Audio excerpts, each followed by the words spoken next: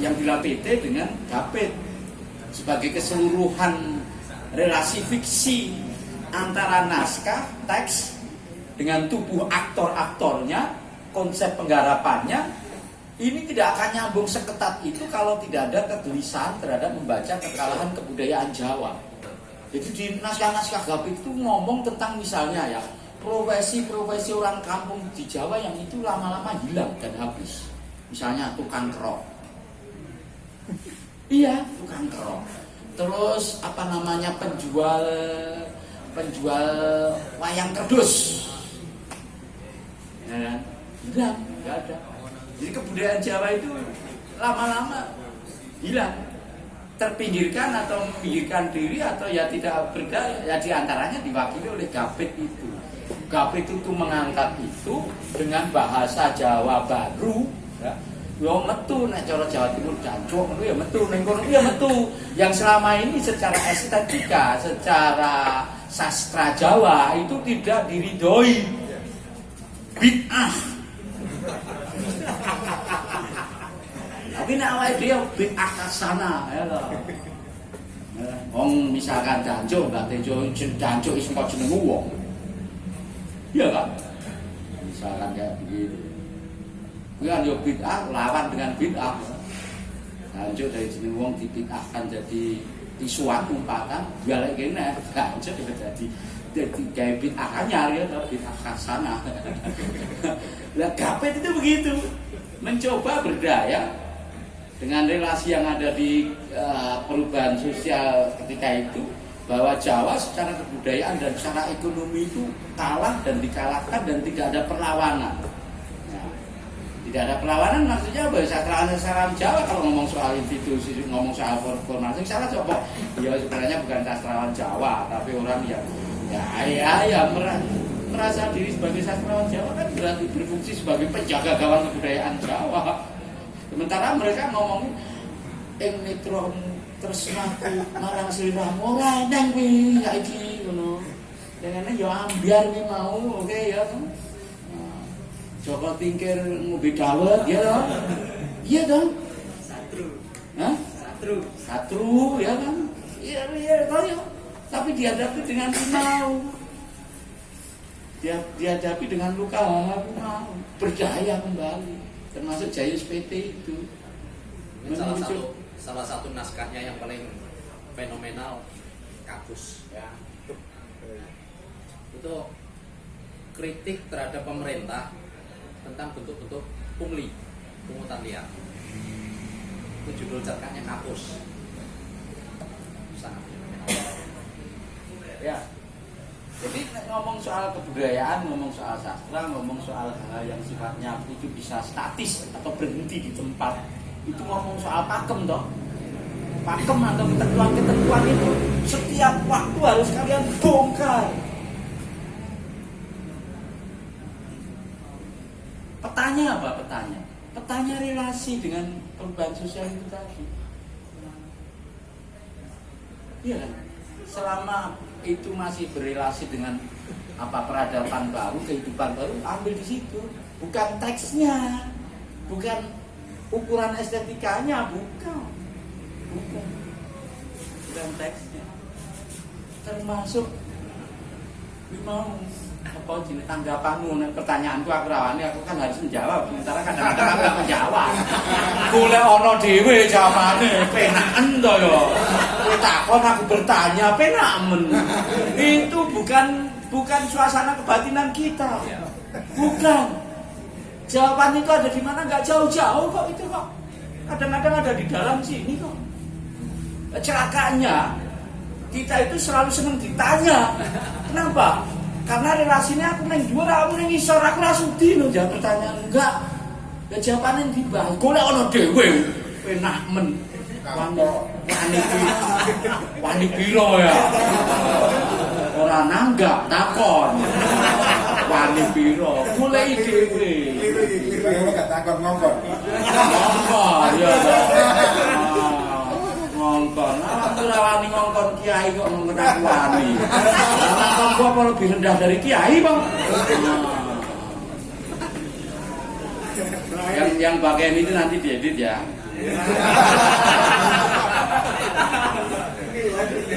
Live ya. Itu hanya untuk konsumsi kiai-kiai yang relasinya relasi fiksi. Ojo dikandake baru lomo. Gus bin Hat ojo ya. Oke ya.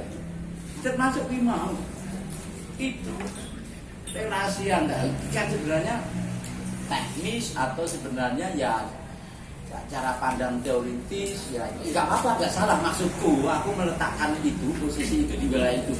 Piye carane Mbah kok iso dadi siji awakmu karo puisimu karo sing dikandhake Mas Nugroho mau, ada rima, ada ritme, ada irama, ada rasa kan ngono. Nek nggo teori puisi ku ana ning struktur batin, ana ning struktur fisik ya. Nah, seolah-olah ketika dilisankan puisi itu kaya ning bait-baite, bagian mandek dan lain sebagainya, ya kan? Nah, itu sebenarnya nek terjadi persetubuhan antara tubuh dan gagasan puisi, ya, itu akhirnya nggak ada sistematika itu. Yang ada adalah kawin wae, ngecok wae. Wani gak Bi? Hah? Bi, wani gak? Kalau resmi. Lu rumah kamu kayak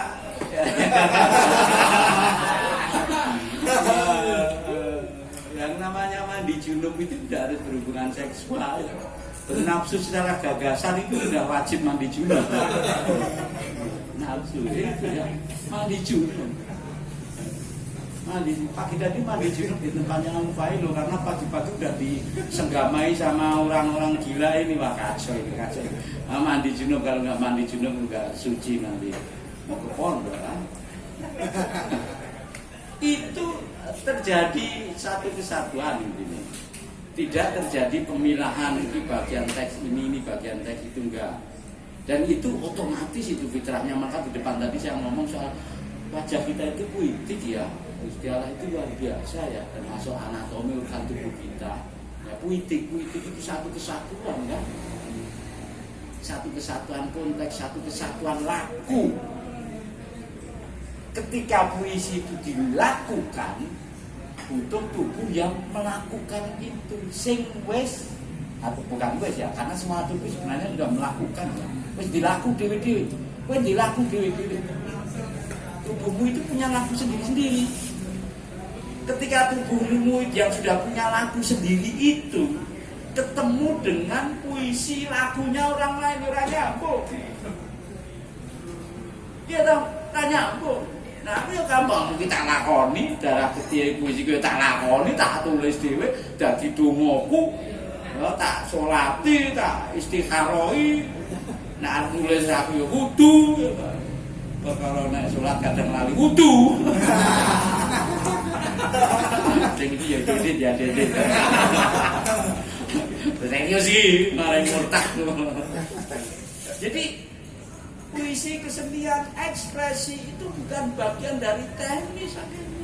Ini laku. Nek cara perspektif agama, ini ibadah. Ahli ibadah itu bukan hanya orang yang ahli ibadah formal, enggak. Tapi wong-wong dosa sing ora iso ibadah formal. Dia melakukan ibadah dengan ikhlas. Maksudnya misalkan kayak aku nyontohkan diriku sendiri. Salat kutang poso ora kuat ya kan. Zakat saya ora kuat ya. Nampa zakat yo malu, padha butuh ya. Kaji ora wani. Ya sok ora wani bayare, sok ora wani makom yang nek kaji terus aku nasar kepriye. Karena secara ibadah formal kurang, aku harus mencari peluang ibadah-ibadah yang lain dong. Wong sing jenenge asu mlebu surga kok. Asu sing ditolong WTS. Iya kan? Lah nek WTS sing nulung asu kuwi mlebu surga, apa asune ora mlebu surga sebagai media dia masuk surga? Nek Gusti Allah kita leboke. Iya kan? Asu diciptakan di dalam peristiwa itu sebagai media orang lain masuk surga, sebagai WTS masuk surga. Ibadahnya nggak jelas. Apa nek asu ibadahnya nggak jelas. Ibadah asu kuwi gelem diombeni mbok etok mbok tenanan apa jenenge kehausan ya kan misalkan gitu. Tapi nek WTS yang orang habis-habisan rontok itu mlebu surga hanya karena menolong makhluk ya apa sih makhluk asu gimana. Lah nek asu mlebu surga mosok awak dhewe mlebu surga. Ya kan? Laku. Rela, ikhlas. Luka, laku. Termasuk kui laku ya, sudah laku, sudah bukan teks. Rumi mubeng laku, ya kan?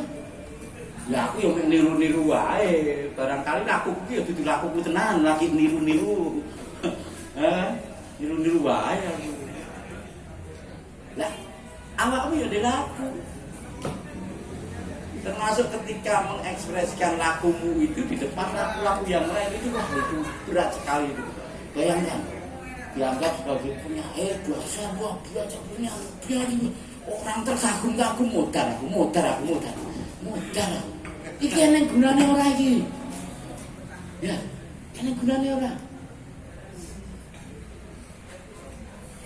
Aku ngefan sama sampean. Aduh modal aku ngefan. Aduh ojo. Aku terinspirasi ojo. Ya. Kenapa ojo? Ya karena barangkali aku belum sampai ke wilayah ikhlas ki mau, lagi mencari keikhlasan ki mau. Kebetulan posisiku adalah menjadi asu ki mau lagi ya. Yang menurut Tuhan kita itu belum tentu masuk surga. Tapi nek aku menjadi Tuhan kan oke kan ngono ta? Belum tentu loh. Ora ngono, tafsir ora ngono. Kowe Gusti Allah kok nglepok-nglepokke kiri neng yo. Ya kan misalkan gitu. Ya gini tak bablas jadi kafir. Kalau ini jelas. Laku. Persetubuhan antara tubuh dan ekspresi dan kesenian itu laku. Yo ada memang eksplorasi kayak misalkan ada matematika murni, matematika terapan. Matematika murni itu harus ada yang melakukan. Ilmuwan yang berada di laboratorium melakukan itu. Apa tangen sinus terus apa integral cosinus ya. Cosinus. Kita nggak paham. Karena itu bukan matematika terapan, tapi itu harus dilakukan. Harus ada orang yang melakukan itu. Itu namanya apa? Kalau sunnah sudah dilakukan orang kita nggak berkewajiban. Sunnah apa? Fardhu kifayah ya. Kalau udah ada yang lakukan ya udah itu lakukan itu. Dia lakunya di situ. Kita ke situ jangan. Kita yang lain. Misalkan sastra udah dia melakukan itu ya udah biar itu melakukan itu. Dia ikhlas lakukan ini kono ya. Enggak apa-apa. Kebutuhannya begitu, tapi bukan itu satu-satunya. Sing ekstrim ya enak. Bambang media tertentu di dalam kafet itu melakukan eksplorasi dan bertentangan dengan pakem-pakem sastra Jawa kan. Ini bukan sastra, ini bahasa sastra kok kayak gini. Enggak indah. Padahal keindahan itu yang multi interpretasi kan. Orang boleh melihat kepalanya Mas ini tuh nggak indah. Yang indah yang kayak gini. Kan? Tapi kalau semua orang gondrong bayangkan ya nggak indah. Iya kan? Orang pelontos semua, ya nggak ada keindahan, nggak ada pembandingnya. Keindahan itu butuh pembanding.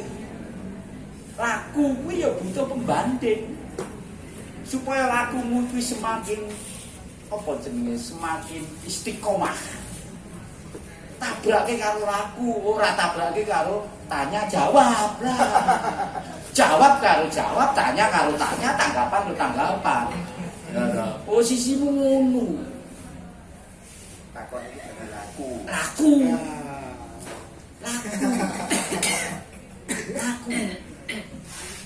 Tapi nek kowe takok terus ora tau jawab mengko sini.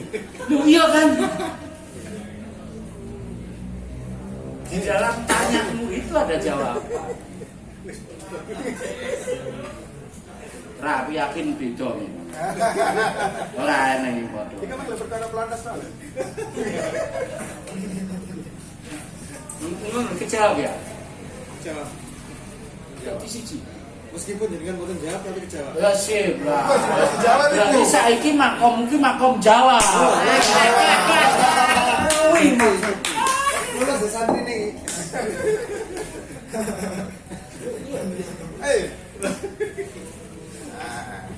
Terima kasih. Saya nggak akan ini ya.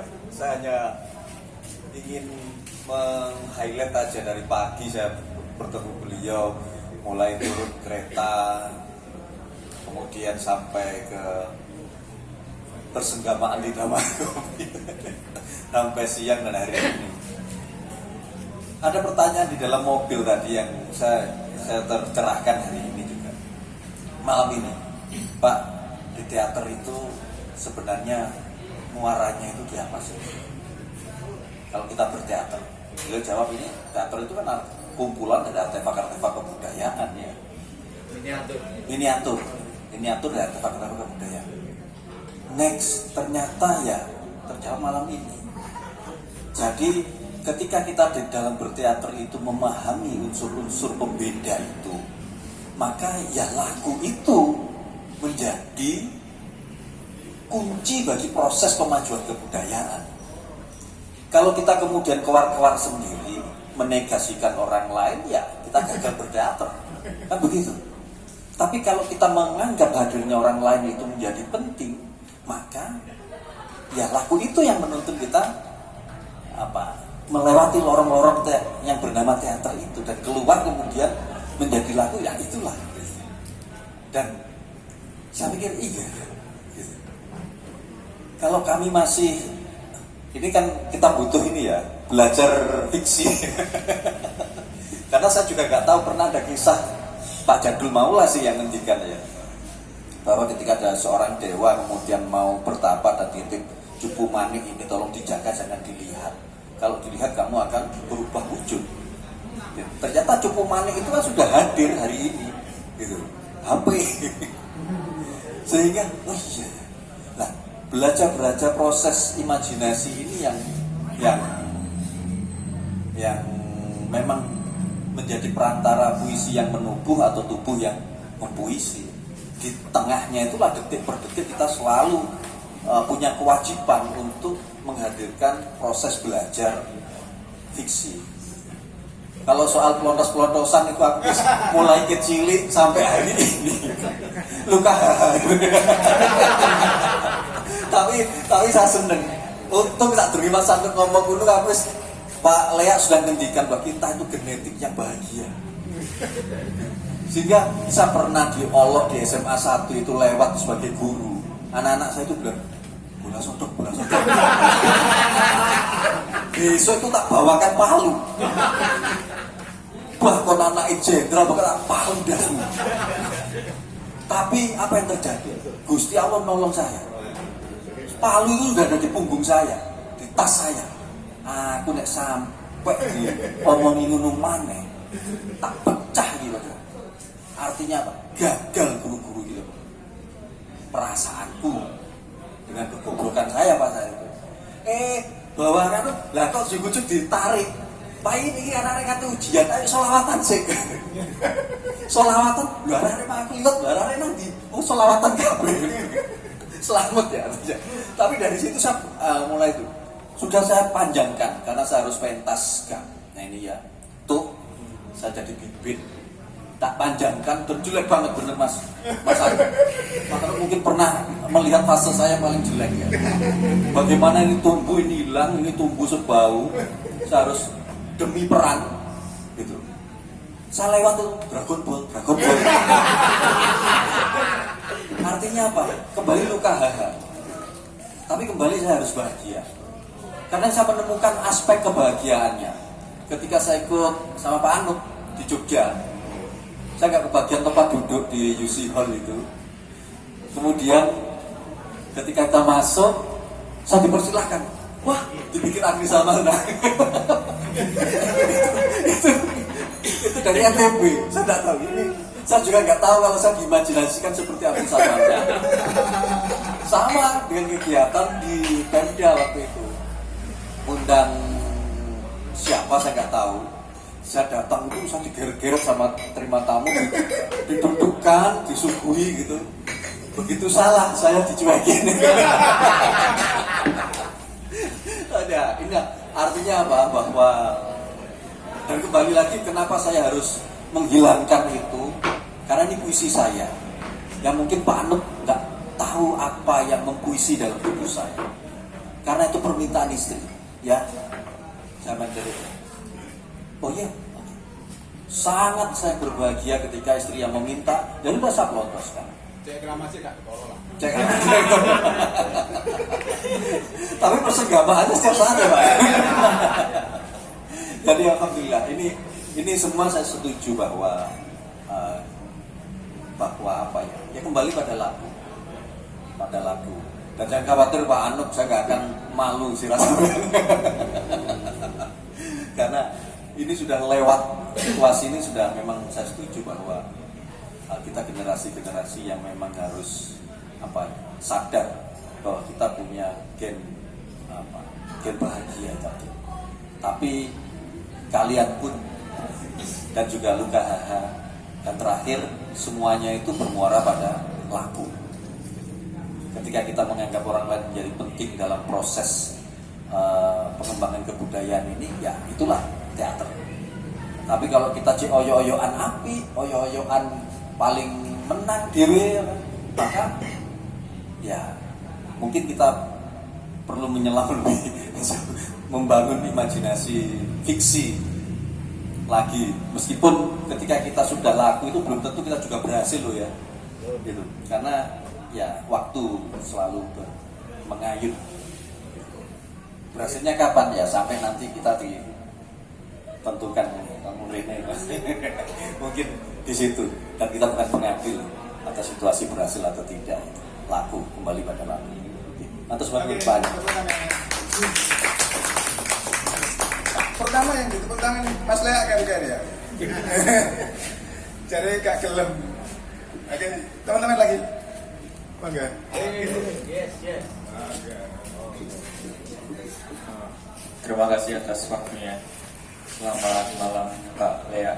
Bapak manggilnya. Boleh terus. Ya, selamat malam Pak Nuk, Pak Fai. Pak Nuk sama Pak Fai guru non fiksi saya. Saya SMP di SMP 3 Terongan Pak, dulu Pak. Ya. Lebihan melek.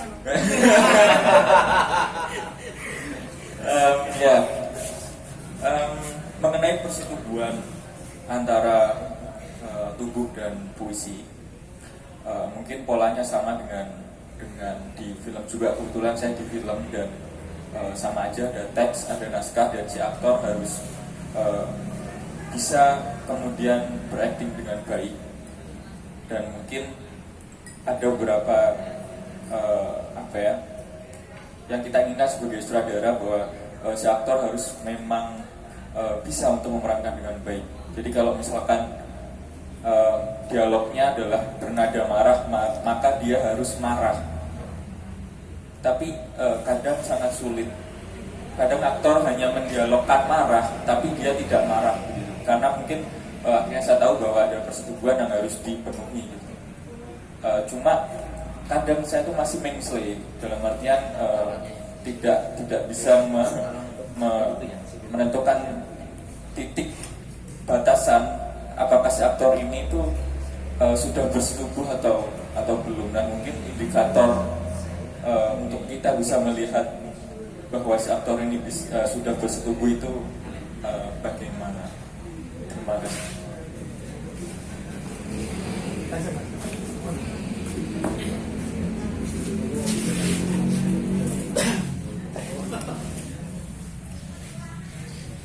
Jadi laku dari individu atau pihak tertentu itu,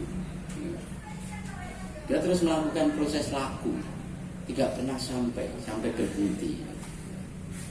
Sampai berhenti. Jadi misalkan saya sudah berhasil, oke, berhasil apanya ya? Saya sudah kaya, Tapi apakah kamu tidak punya tantangan melakoni sebagai orang kaya yang dimensi ruang dan waktunya berbeda ketika kamu miskin? Oke, saya sudah berhasil. Saya sudah pandai. Oke, tapi apakah sebagai orang pandai, lakumu sebagai orang pandai itu tidak ketemu dengan laku baru sebagai orang pandai?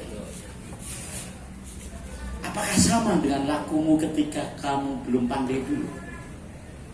Saya sudah sampai nih kayaknya. Apa buktinya? Saya sudah jadi kiai, punya santri-santri.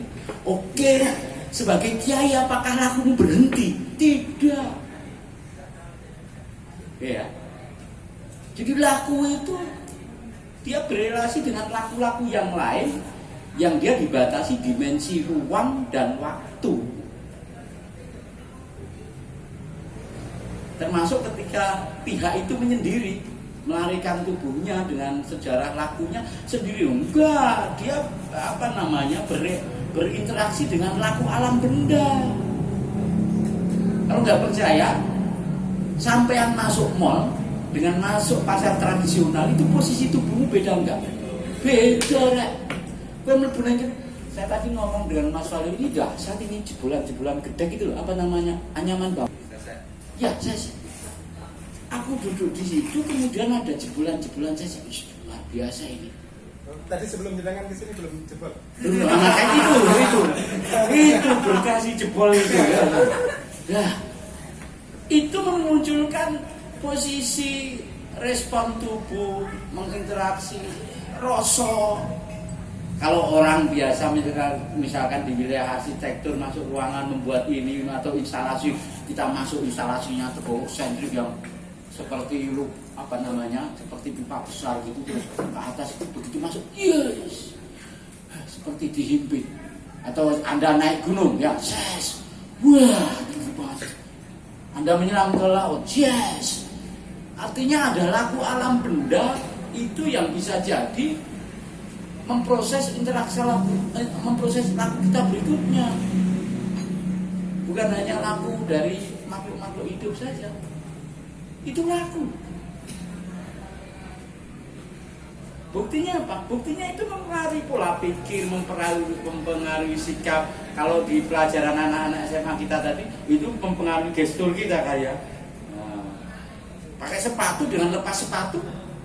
Posisi kita itu tergantung kawan kita yang kita tengok. Ya, termasuk tergantung alam benda itu. Kemudian ada yang namanya reproduksi laku untuk disajikan kepada laku-laku orang lain. Ini kan sebenarnya reproduksi laku ini ada sejarahnya semua. Kemudian ada relasi, ada hubungan antar laku ini. Laku orang, laku aktor merespon naskah, laku aktor merespon properti, kostum dan lain sebagainya. Indikatornya di mana? Indikator bahwa oke, ini aktor sudah lunas, ya kan? Indikatornya ya laku yang lain. Saya sebagai orang melarat, kafah misalkan, lunas ya, orang melarat, ngirit, ya emak-emak, ya golek dalile apa mau batin itu temennya setan, ya kan? Aku ngirit batu kopi itu lah, oke, ya, indikator miskin, ya kan? Ya, misalkan itu. Apakah itu masih saya bawa ketika saya kaya?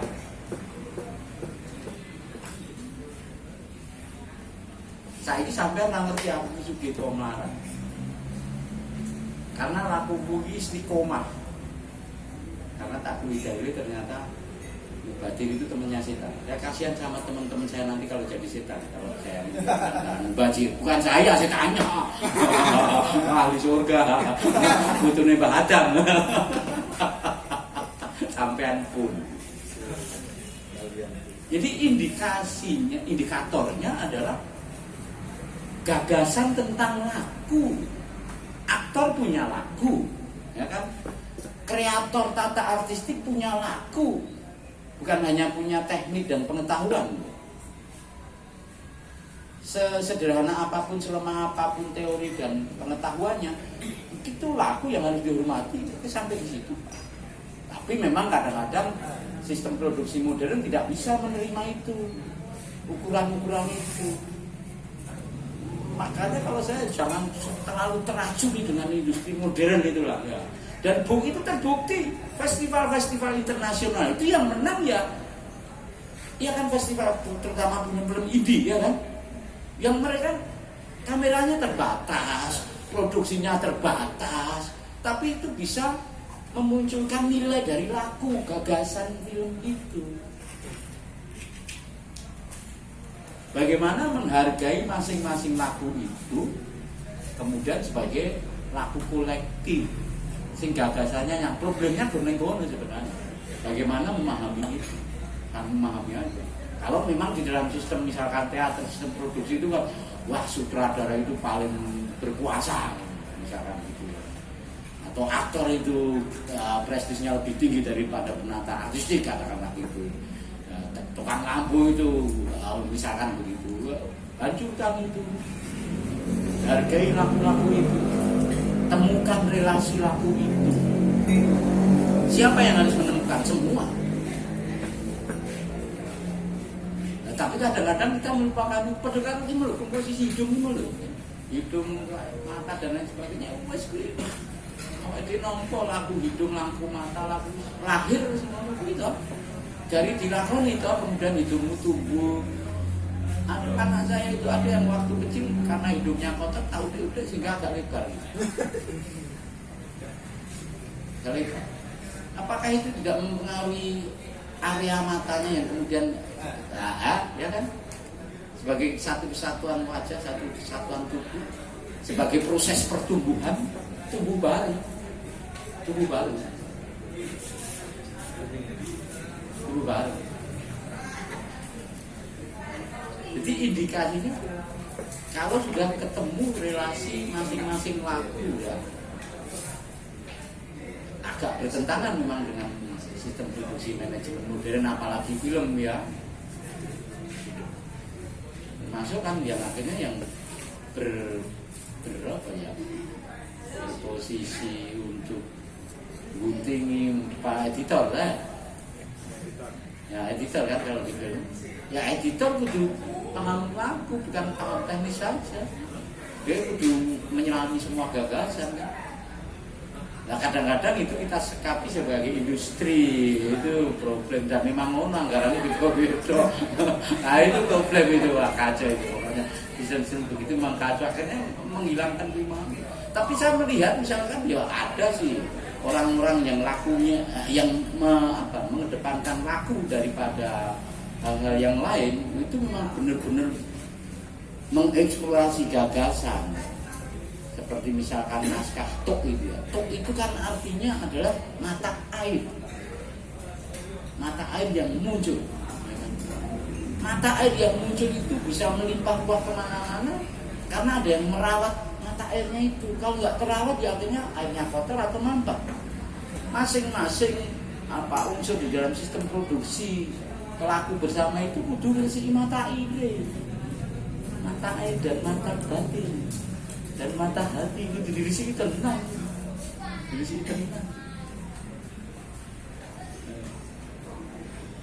Jadi paling penting sebagai sebuah awalan resi itu kan karena film kan sumbernya banyak itu ya, toknya banyak ya dirisi bareng-bareng sih.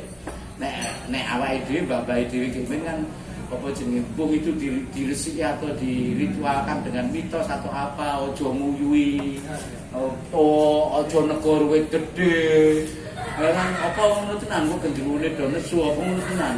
Bukan itunya kan. Tapi soal bagaimana ekosistem kehidupan ini adalah bagian dari laku bersama. Wong sing jenenge buah-buahan aja eneng sing kudu dipetik muda kemudian diperang, ada yang dia harus jatuh. Durian ya memang nunggu jatuh, tapi sekarang kan juga ada yang diperang. Ya kan? Foto karo irung diperang tadi kan ngono ini agak aneh ya. Kalau yang pribadi sih agak bahaya ini dunia kita ini karena pertempuran ideologi, pertempuran laku itu kemudian disistematikan lari dari pertumbuhan Ya kan, pertumbuhan makhluk hidup secara naluriah gimana?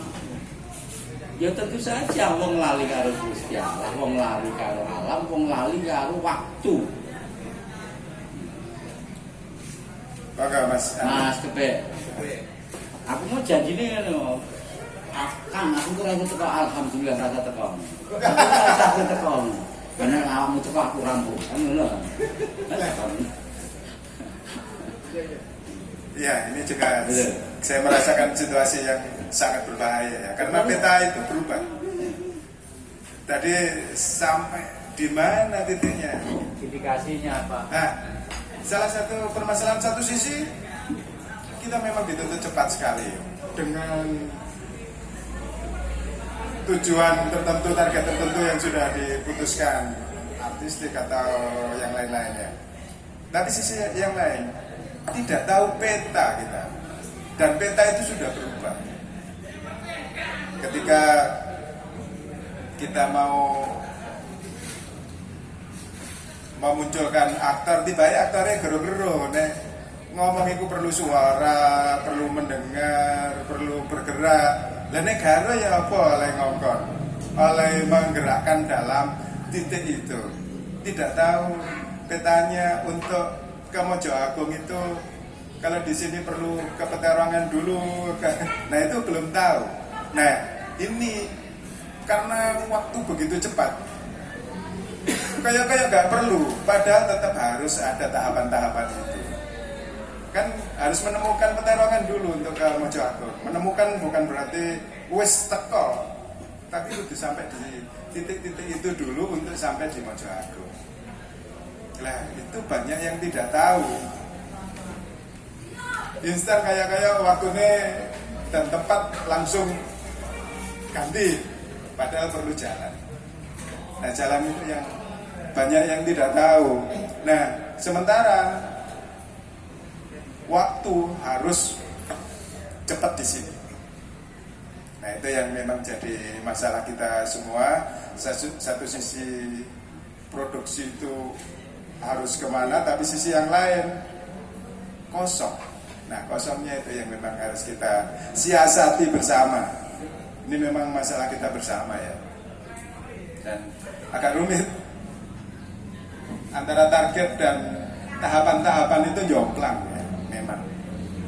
Ini memang masalah kita. Kalau di tempat lain untuk jadi aktor, lah aktornya wis main. Karena sekarang kalau di sini ngomong mas ingin ya wis beres.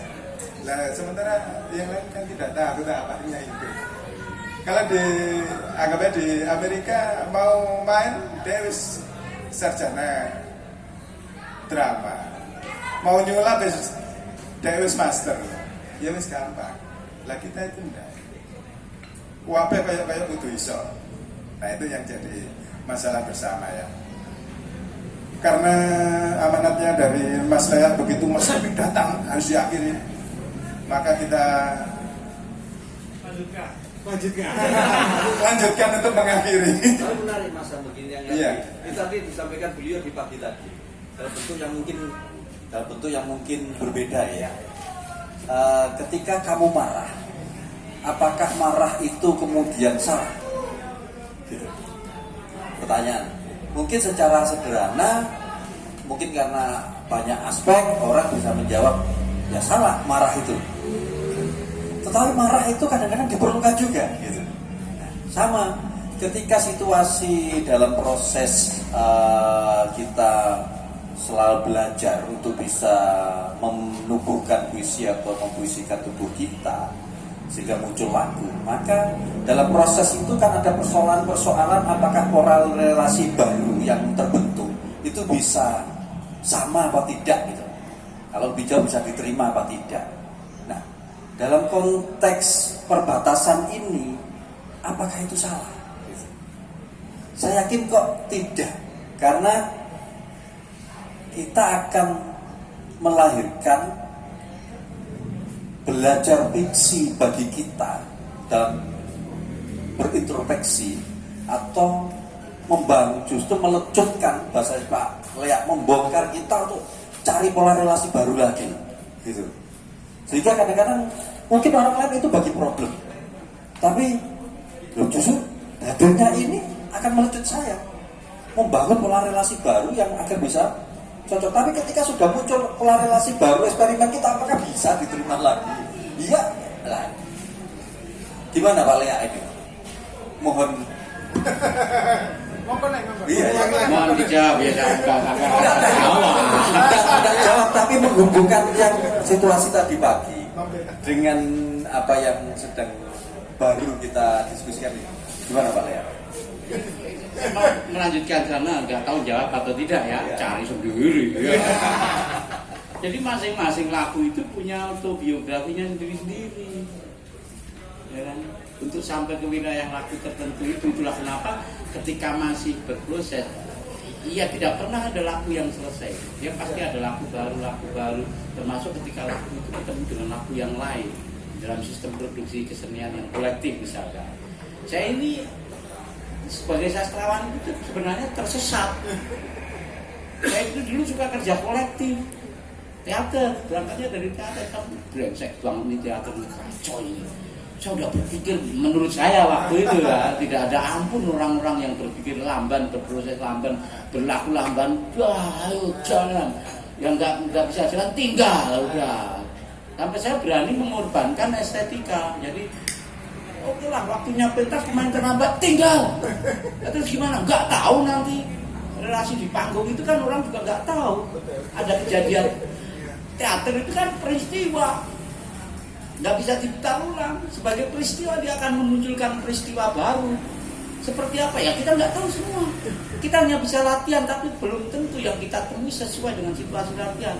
Terus gimana? Jalani aja. Nanti jelek ya biar. Ini bukan soal jelek, soal sampai segitu ya. Ekstrim ya, estetika itu habisin. Itu sudah ada tugasnya. Orang-orang yang melakukan itu. Kalau praktisi tugasnya bukan itu. Kita tugasnya salah, tugasnya ngawur, tapi ada relasi baru. Mas, sudah disediakan kursi Mas. Ya. Contoh tadi kata-kata kasar ya. Loh, Kasar nggak boleh pas lo. Lah kamu tahunya kata kasar dari mana kalau kamu nggak berkata-kata kasar? Tempatnya di mana berkata-kata kasar? Ya di dimensi ruang dan waktu tertentu kan gitu. Boleh nggak berkata-kata kasar di tempat umum? Boleh. Tapi kamu siap melakukan relasi baru, termasuk konsekuensi baru. Kudu udah sunggar palune Pak. Iya, dikira Pak ini selesai, enggak, ada konsekuensi yang lain, macam-macam itu. Konsekuensi kedewasaan, konsekuensi hukum itu kecil. Buktinya apa? Orang dihukum belum tentu punya konsekuensi moral sebagai orang yang setelah dihukum. Konsekuensi dosa itu kecil. Buktinya apa? Orang yang sudah bertobat bisa saja dia kemudian lupa dengan tobatnya. Iya kan? Konsekuensi laku yang berat.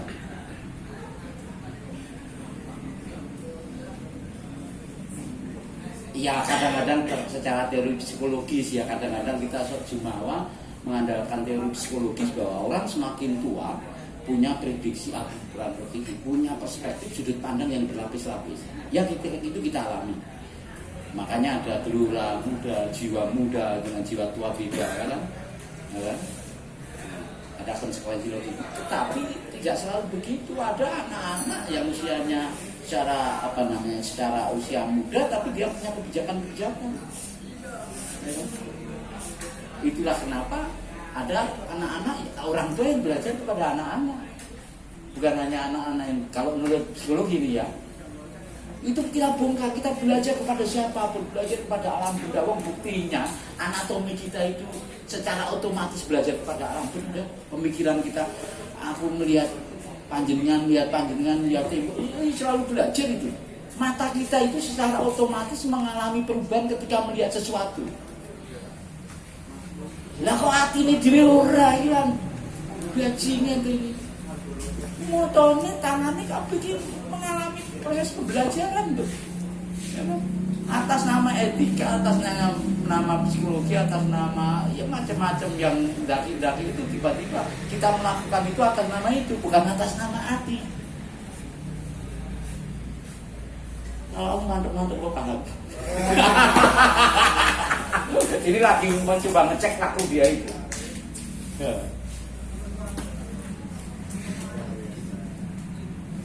Tubuh ini luar biasa ini. Ngaji nggak pernah berhenti. Lah kok ada kita enggak? Ketika tubuh ini ketemu dengan tubuh yang lain dengan fungsi yang berbeda-beda, lah kok kita tidak menghargai laku itu? Gagal membaca biografi laku-laku itu, gagal membaca biografi alam benda yang punya laku. Mungkin karena kemudian kita melihat meja itu sebagai produk, ya wes meja. Aduh, masa kesini nandur bilang tahun, aduh, ya kan, meja, nanggung, ketika ketinggalan waspa, ketika jago, misalkan. Ya, bagaimana itu ditanam, ya kan? Bagaimana kemudian ini nanti sampahnya jadi apa ya kira-kira? Menghormati itu. Kalau menghormati, kemudian saya menghabiskan seluruhnya. Jangan sampai ada yang tersisa ini. Semua punya fungsi ini. Saya sering kemana-mana itu bawa makanan basi. Yang mungkin makanan basi itu ketika ditinggal, oke, dia diurai oleh mikroorganisme tertentu. Ya tapi kan kita masih punya ayam, masih punya mengkong, misalkan gitu ya. Di jalan ketemu kucing, ya kan.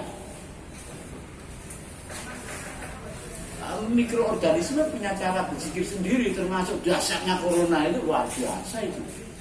Nah, menunjukkan bahwa dia diberi ruang untuk berpikir, mempengaruhi alam semesta. Dan itu, bayangin. Dan siklusnya ratusan tahun setelah Perang Dunia Kedua, ada Perang Dunia Pertama, ada flu Spanyol. Gejalanya hampir sama. Saya cerita kalau masih ingat, kalau Mas Fail atau siapa itu kalau kita cek dari data sejarah, flu Spanyol itu kasusnya gejalanya hampir sama dengan yang beda adalah itu terjadi pada Perang Dunia Pertama, ini terjadi sekarang zaman modern ini. Pertama mengenai orang-orang tua dan komorbid, ya kan? Kedua mengenai orang-orang usia produktif, ketiga mengenai anak-anak sama persis. Ambil foto dilakukan. Hanya karena mikroorganisme yang kecil. Yang selama ini kita sepelekan itu. Tetapi kan dia butuh ruang untuk laku itu. Untuk tampil. Hah? Untuk tampil. Iya, untuk bersikir. Ya dia yang bisa dilakukan hanya membelah diri. Dan membelah diri itu dikasih kesempatan oleh orang-orang yang memang dia ya udah. Ya itu kan ya menurutku itu harmoni lah ya. Kalau di dunia medis kemudian menerjemahkannya sebagai kamu tidak menjaga kebersihan. Kemudian kita menjaga kebersihan nih atas nama temuan ilmu pengetahuan, bukan atas nama laku. Nah, misalnya kalau saya kemana-mana memang bawa hand sanitizer ya. Nah, ketika ketemu orang, ketika ketemu kalau orang sepuluh, ngapain kamu bawa? Ya saya kan virus. Jadi supaya misalkan saya mau salaman, ya saya ambil supaya tidak menularkan. Nah saya tertular ya suruh mau ngambil darah. Menghormati laku dia sebagai bukan orang jalan, misalkan. Kan rasukan. Ya tinggal bagaimana cara memandangnya. Rasukan itu salaman kalau terus nganggo hand sanitizer. Aku pinjok, tidak boleh lah. Termasuk baik buruk benar salah, ya kan. Di dalam laku kesenian orangnya itu baik buruk lah. Estetika nggak ada itu. Benar salah nggak ada itu. Nggak ada benar salah. Malah ya oke, kapasitas marahmu semua nggak apa-apa. Tapi ketika kemudian kita sudah melibatkan gagasan laku penulis naskah, di situ kita menghormati laku penulis naskah. Misalkan lari nenggon teori, ada muridnya Sukaris lagi yang bercerita bahwa apakah aktor harus tunduk hanya untuk berakting? Tidak. Saya harus tahu apa gagasan apa yang saya wakili dari penulis naskah saya. Siapa masyarakat atau sebagian masyarakat yang saya lawan dari penulis naskah ini. laku tubuh aktor itu kemudian berkorelasi dengan laku gagasan penulis, bertemu dengan kalau di dalam film laku penata artis demikian juga saling menimbang kan, sebenarnya kan itu. Nah, celakanya itu diteorikan menjadi teori produksi film atau seni apa, kemudian itu yang diimani bukan lakunya. Kalau lakunya ya dimensi ruang dan waktu lah. Setiap kali ketemu dimensi ruang baru, otomatis naluri kita itu melakukan laku baru, melakukan respon-respon baru. Dimensi waktu bergerak 1 detik, 2 detik, pemahaman kita itu juga bergerak. Proses belajar kita itu bergerak. Seharusnya kan begitu. Termasuk hati kita itu dengan bergerak dalam hitungan detik itu, karena dalam hitungan detik itu kita menangkap semua hal, kerungu, mendengar suara, itu otomatis tubuh kita itu melakukan respon kalau dalam teori keaktoran misalkan, tapi itu nggak usah kita amini. Celaka nanti kalau kita amini menurut teori ini, lupa bahwa teori itu adalah representasi dari laku yang kemudian dituliskan, tetapi tidak setiap laku orang begitu, boleh dari manapun. Tapi untuk kebutuhan RPP, rencana pembelajaran, nah itu perlu, kan itu administratif itu. Tapi makom kita ini, administratif itu. Terutama rakyat Indonesia bukan makom administratif, kita itu setiap hari dihajar oleh zaman, dihajar oleh BPN apa, dihajar oleh nganggur, corona, wah macam-macam lah ya. Wah sok ngopi awan ngopi, sore ngopi awak ibu ngopi, waduh macam lah ya. Burung makan ngopi, dihajar oleh itu khusus kita dan tahan, ya kan tahan, gila lampu gak naik ini, masa lampu gak naik ini, laku. Gue ini yang tepat betul asam lambung. Ya, berarti lakumu kleru melawan dengan laku tubuhmu. Podo karo apa jenenge Rendra di apa namanya diujar-ujar sama Rifai Apin. Kamu kurang menderita.